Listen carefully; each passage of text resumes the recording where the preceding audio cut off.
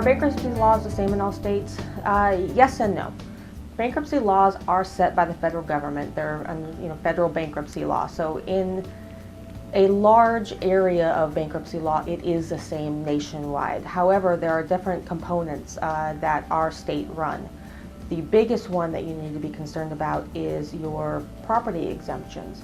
The amount of each category of property that you're allowed to keep is determined by your state.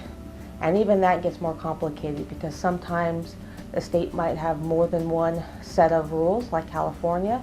Sometimes states don't have their own rules and they just defer to the default federal rules. Sometimes there's a choice.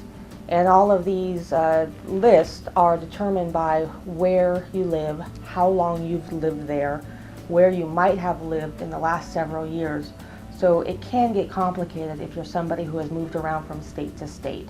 But for example, in California, you're allowed to keep an automobile that's approximately $3,500. In another state, it could be a totally different number. It could be much higher, it could be much lower. In California, we have a pretty good homestead exemption. In other states, it may not be so good. So you really have to look at what state are you going to be given when you file for bankruptcy, depending on where you've been living over the last several years.